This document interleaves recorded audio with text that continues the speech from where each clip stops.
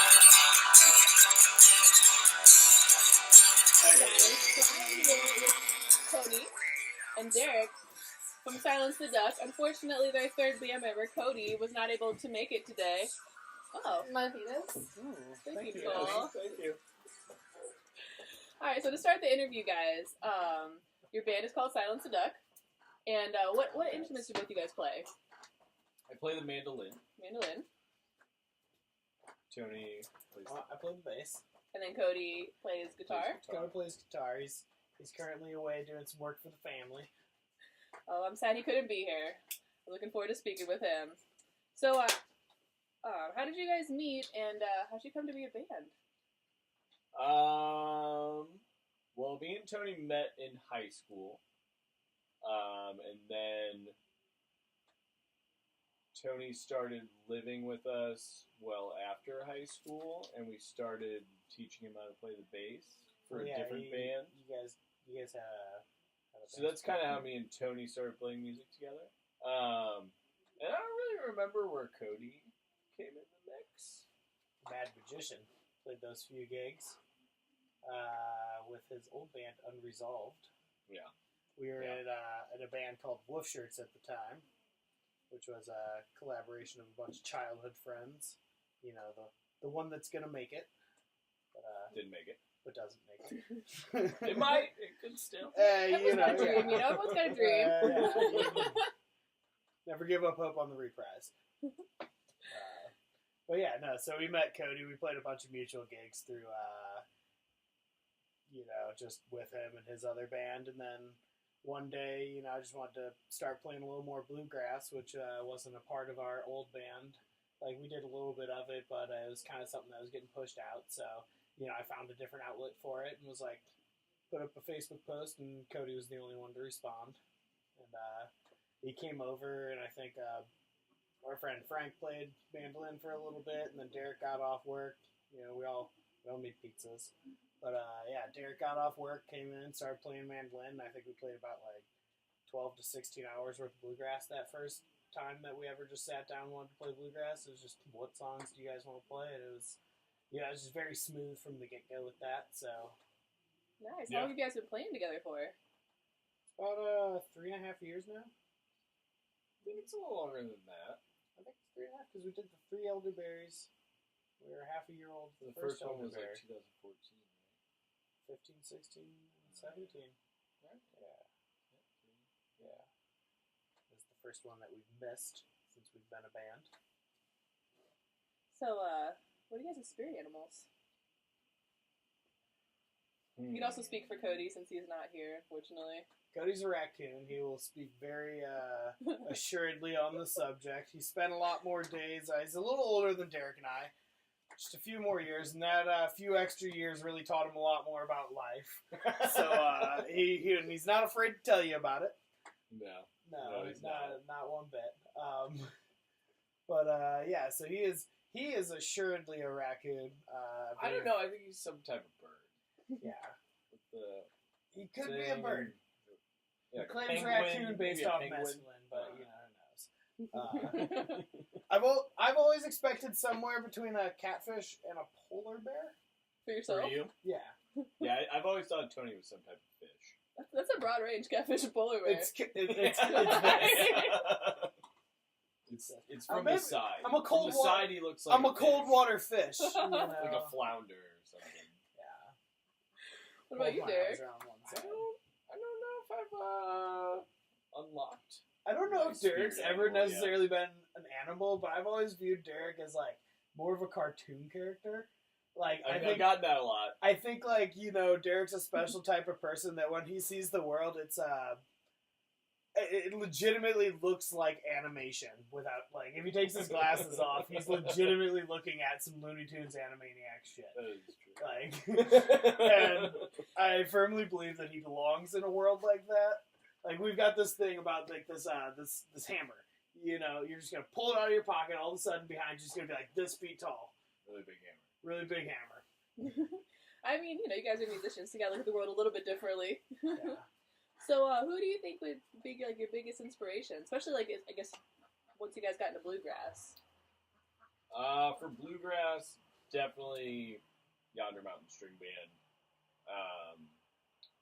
with Jeff Austin.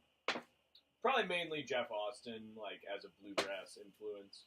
Yeah, I'd say Ben Kaufman definitely played a very big role in the way I write music and the way that I play music.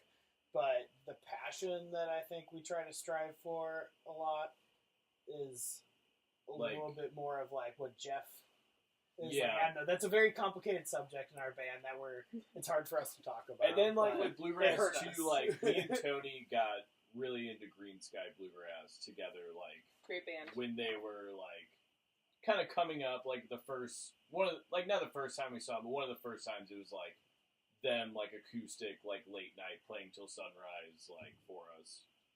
So that was really inspirational. That was to see someone take off from, like, playing in a parking lot to playing Red Rocks. Like, that was a huge like, I've been to inspiration, shows with for sure. Derek where it was like 5 to 10 people at a Green Sky show, and to see Yeah. them over the course of a few years play 300-something shows a year, and then I think it was summer camp. They played that summer camp set on the main stage when it was like 100 degrees, Yeah. and like people were just like, "Holy shit!" Green Sky just packed the main bowl of summer camp, and that was literally like less than 3 years Yeah. after I'd seen them with like 5 people in a room. Yeah. Which is pretty amazing because it was in a similar area. It wasn't even Yeah. like a locality thing. Yeah. So, like, I mean, I know you guys write a lot of your own music, but you guys also, like, do a lot of covers, and it's not all bluegrass. So, like, who do you think is, like, some of your bigger inspirations, like, on, like, choosing your covers or, like, in other genres of music? Initially, I think we tried to just do things that we all had common ground on. Like, We all knew the tune in our head, so it wasn't yeah, too like, hard to learn. like easy Grateful Dead stuff and shit like that. And then recently we've been trying to like actively play covers that people don't play. So that's been kind of like we've done like Seal recently. I enjoyed the and Seal covers. Bob Seger. Bob Seger, yeah, we've done. We did the Nothing Compares. We played Megadeth. Yeah, Megadeth. Yeah, that was Celine Dion. Celine Dion. Sodium Sexy. I think there was a minute we did a lot of we did just a slew of Jeff Austin tunes, and then we did a bunch of classic Olden in the Way stuff, just like Derek said, common ground. And then we kind of moved into like, what are our influences? What are we really like? What do our friends like to hear? We kind of started trying to experiment a little more with like some heavier jam numbers. And then we kind of dialed it back into a little bit more like what's something that's more of an obscure influence that influenced us that we didn't necessarily know about before. That looking back after playing some of it is like, this definitely influenced us as children. Like, I listened to The Police so much as a kid versus like now I listen to a lot more of just like jam music, and I don't get exposed to that as much, but that is such a core principle of who we are, so it's been fun delving back into those sorts of covers and figuring out what really like works for us and what is exciting. Like taking a song that somebody didn't exactly expect to hear and being stoked that they heard. Like, that makes my night, No, Yeah, I love the bluegrass covers. Taking a song, like a pop song you wouldn't normally expect to hear, and then adding that bluegrass flair to it. Yeah, without trying to be the That's the cliche, shtick. like, yeah.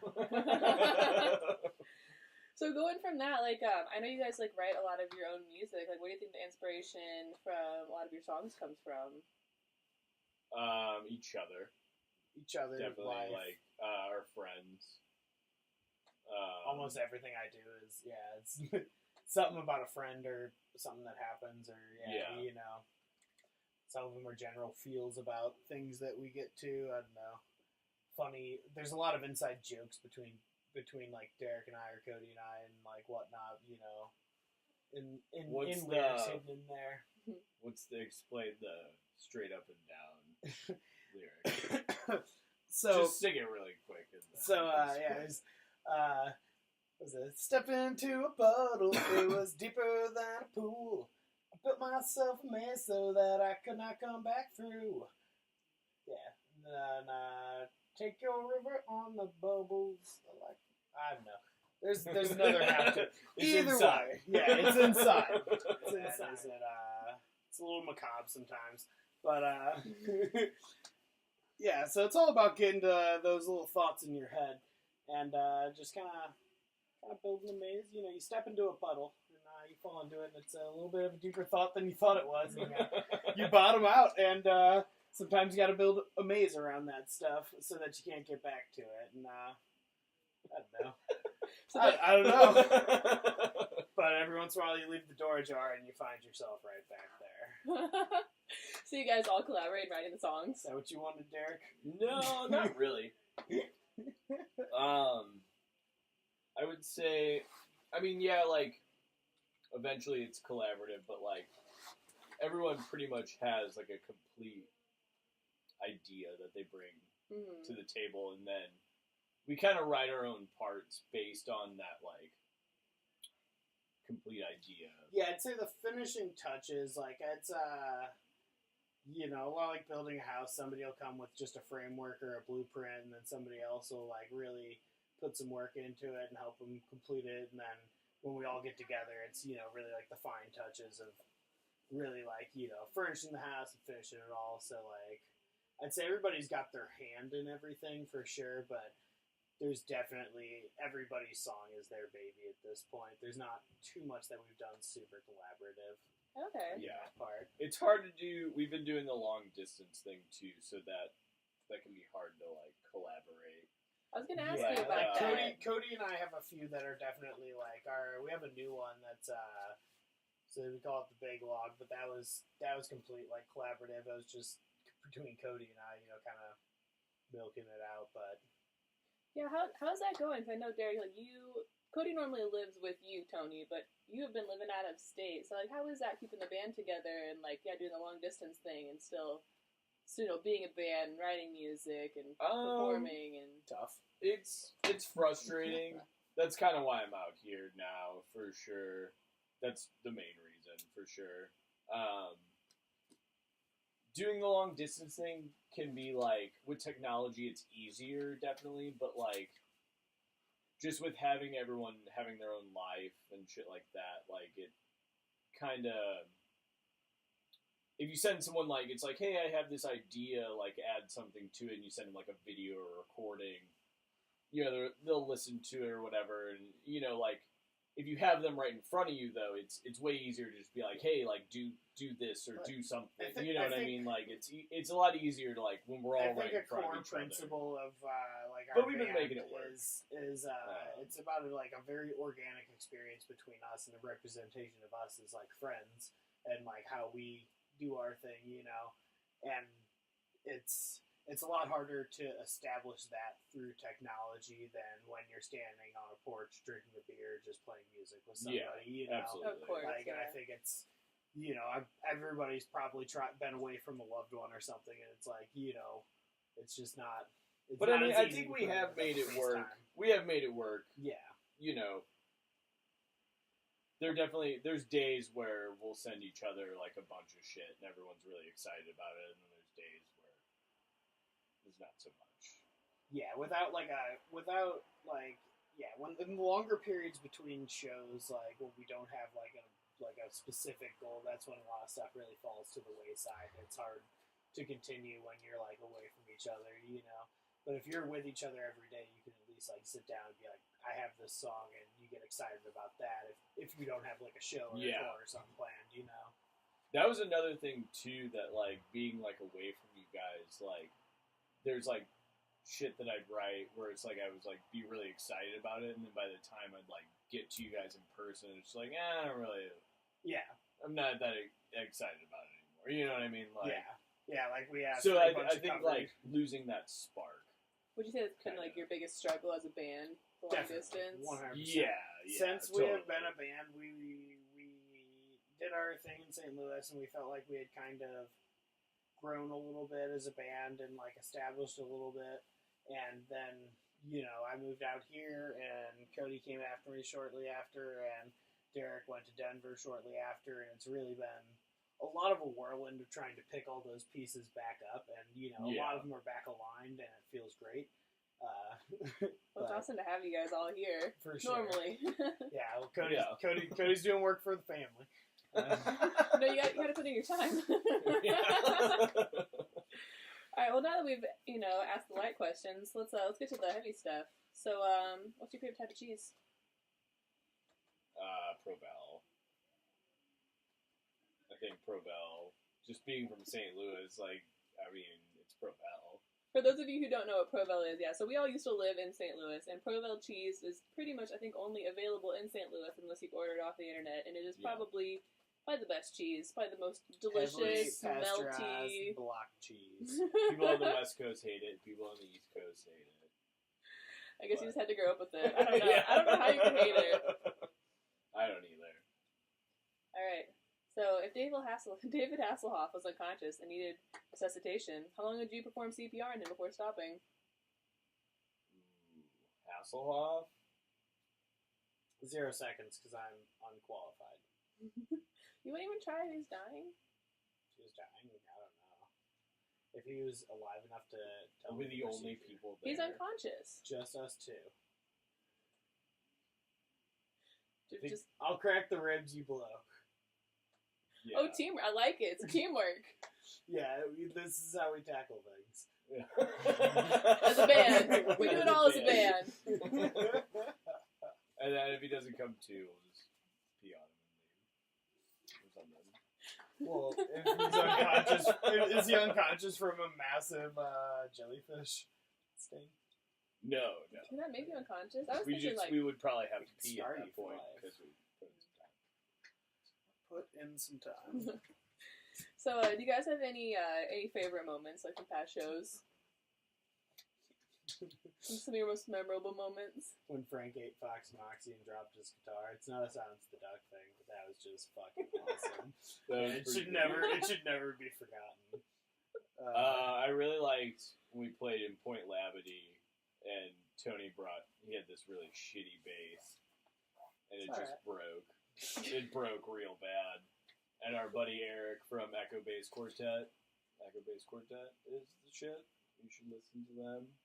Never heard them. Good stuff. He brought his stand-up bass, and I think it was the first time that you'd ever played. It was definitely the first time you ever played out of an actual... I bought a stand-up bass about a month before and was shit scared. My fingers were still fucked up from the first week of trying to learn it. Yeah. So, but it was the first time that you played an actual acoustic stand-up bass with our band, and it just filled out the sound so much. It just I really liked that. There was no one at that show, but it was really great. Our friends were at that show. A couple. So, unfortunately, Cody couldn't be here. What do you think Cody would have to say if he were here? About so much stuff. Oh, just too much stuff. All the stuff. Oh no, Cody's kind of like the leader behind the scenes.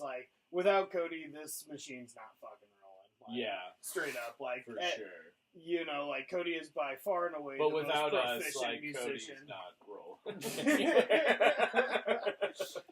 But yeah, it's definitely a symbiotic relationship for sure. And I think Cody would have nothing but great things to say about Derek and I if he were here. And it's how awesome it is to be in a band with us. We have a lot of fun. Yeah, that is true though. I mean, Cody has nothing but great things to say about pretty much anyone, even really shitty people. He's just the nicest person in the fucking world. He is so nice. That's why he's away doing business for the family. Oh, okay. So for those of people out there that don't know, where can people check out your music? We have a bunch of stuff on SoundCloud. If you search Silence the Duck on SoundCloud, we are literally the only band that comes out. I think if you search Silence we're the only thing that comes out. Do you guys have any YouTube videos if someone doesn't have SoundCloud? We do, but they're kind of shitty. Check them out. We actually, if you also we actually search just caught Silence the Duck we caught on the last YouTube, show on we're the only thing that comes up. we caught the last show on a GoPro. So But don't search Silence the Duck on Pornhub. So I think we're gonna pull a couple videos out of there and release them the next few weeks. So we should have some pretty decent footage coming out soon. maybe by the time this video comes out. Maybe by the time. Alright, well, thank you guys so much for sitting down with me. I really appreciate it. Oh, Kelsey, you're the best. Yeah. And everyone, you guys should check out their music. Now you know their name and you know where to find them. Thanks, guys. Thank you. I think that went well. Nicole, you think that went well? Oh, I don't. It's still recording. It's not over. It's still recording. It's not over. Did you ask